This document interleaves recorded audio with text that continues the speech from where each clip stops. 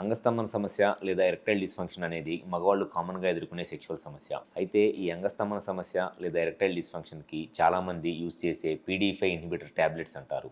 ఈ ట్యాబ్లెట్స్తో చాలామందిలో ఈ సమస్య అనేది క్లియర్ అయిపోయింది. కానీ కొంతమందిలో ట్యాబ్లెట్స్ వాడుతున్నా కూడా సెక్షువల్గా అంగం గట్టిపడక ఇబ్బంది పడుతున్నారు. అటువంటి వాళ్ళలో ఈ షాక్ వేవ్ థెరపీ అనేది యూజ్ చేస్తాము. దీన్ని extra corporeal shock wave therapy లేదా లో ఇంటెన్సిటీ షాక్ వేవ్ థెరపీ లేకపోతే పిజో వేవ్ థెరపీ అని అంటారు.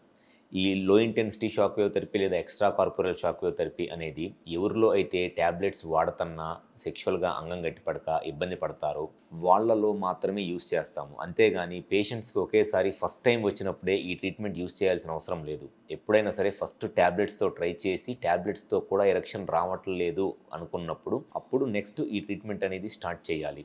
జనరల్గా ఎవరికైనా సరే పెన్నిస్లో ఇది ఒక స్మూత్ మజిల్ ఉంటుంది. కార్పోరా క్యావర్నోసా మజిల్ అంటారు. ఈ స్మూత్ మజిల్ అనేది మగవాళ్ళకి పెన్నిస్లో ఉంటుంది. ఈ మజిల్కి బ్లడ్ ఫ్లో వచ్చినప్పుడు ఈ బ్లడ్ ఫ్లో వల్ల ఇక్కడున్న మజిల్ ఎక్స్పాండ్ అయ్యి మజిల్ రిలాక్స్ అయ్యి మజిల్ సాగి దానివల్ల పెన్నిస్కి ఎరెక్షన్ వస్తుంది అండ్ సెక్షువల్గా కలవగలుగుతారు. ఎవరిలో అయితే ఈ పెన్నిస్కి వచ్చే బ్లడ్ ఫ్లో తగ్గిపోయిద్దో అంటే షుగర్ వల్ల కానీ బీపీ వల్ల కానీ స్మోకింగ్ వల్ల డయాబెటీస్ వల్ల లేకపోతే కొన్నిసార్లు పెన్నిస్కి ఉన్న బ్లడ్ ఫ్లో ప్రాబ్లం వల్ల ఈ మజిల్ అనేది డ్యామేజ్ అయిపోయి దీనికి వచ్చే బ్లడ్ ఫ్లో తగ్గిపోయిద్దో అటువంటి వాళ్ళలో ఈ షాక్ వేవ్ థెరపీ అనేది మనం యూజ్ చేస్తాం.